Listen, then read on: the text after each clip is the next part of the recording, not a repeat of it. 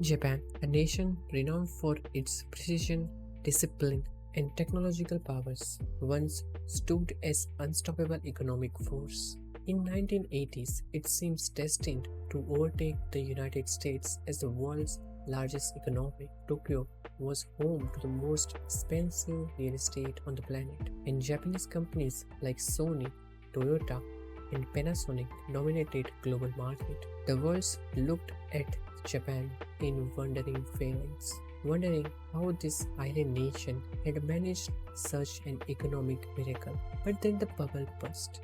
The 1990s, in what is now infamously known as Japan's lost decade, a period of stagnation, deflation, and an economic slap that would take years to recover from. It was a time of lost opportunity and corporate struggles, and a stark lesson in economic humility. But behind the numbers and the financial reports lies a deeply human story, a tale of resilience, adaptation, unrelenting spirit that would ultimately guide Japan towards reinvention.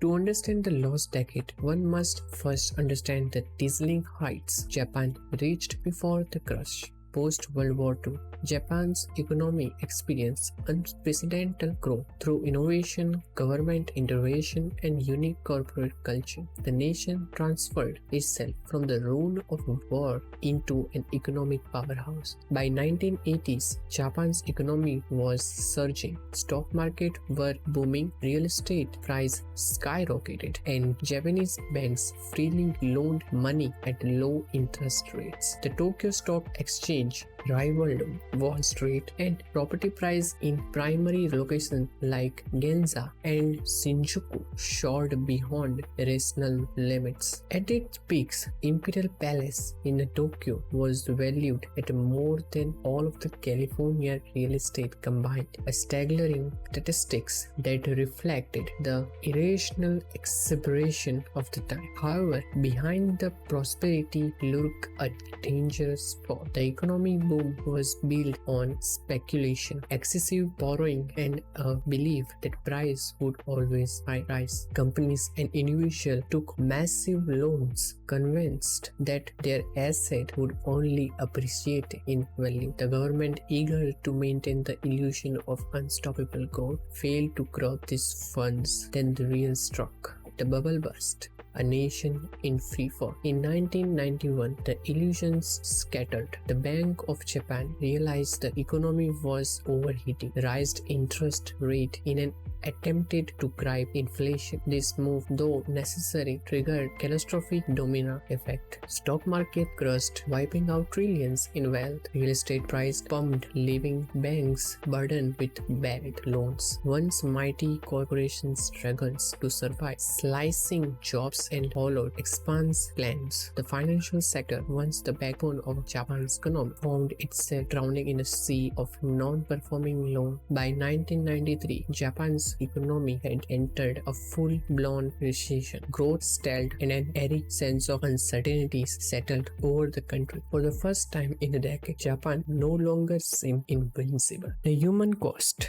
job losses, social shifts, and an aging population. Beyond the economic data, the lost decade took profound tolls on the Japanese people. Unlike Western economy, where layouts are common during downturns, Japan corporate culture was built on lifetime employment. Companies were reluctant to fire workers outright, so they resorted to other measures, reducing salary, enforcing unpaid leaves, or placing employees in meaningless window jobs where they had nothing to do but sit idle at their desks. Young graduates faced a bleak future. The promise of stable career as prestigious corporates evaporated, leaving many to work in low-paying temporary jobs. Japan's traditional salaryman culture, where men devoted their life to their companies, began to erode, leading to societal shift in marriage rate, family structures, and work-life balance. Meanwhile, Japan's population was aging rapidly. The economic downturn only exacerbated this crisis, as fewer young people could afford to start families. With birth rate declining and life expectancy increasing, Japan found itself itself heading towards a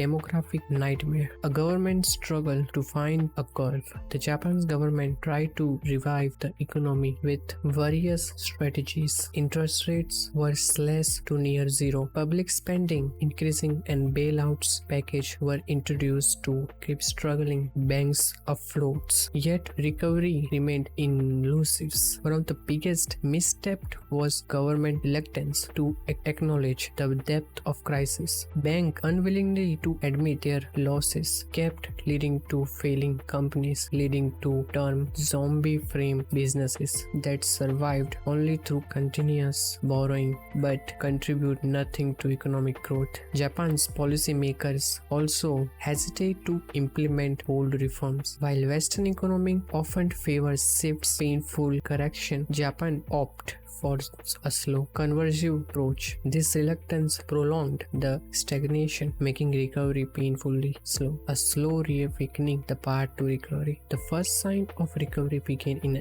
early 2000s under Prime Minister Junichiro Koizumi. Structural reforms were introduced, including banking sector cleanups and corporate restructuring. Globalization and technological advancement also played a role as Japanese companies began embracing digital transformation and shifting focus to international market. By the mid-2000s, Japanese economy showed sign of life. Unemployment fell, corporate profit rebounded, and consumer confidently improved. However, the scare of lost decade lingered. The Japan remained cautious. Words of another spectacular boom. Today, Japan stands as a testament to resilience. While it may never reclaim its 1980s economic domination, it remained formidable global player. Its technology, culture, and innovation continue to influence the world, and its people have adapted to new economic reality. The last decade was not just a period of stagnation, it was a transformation. Japan learned hard lessons. It also emerged stronger, wiser, and more prepared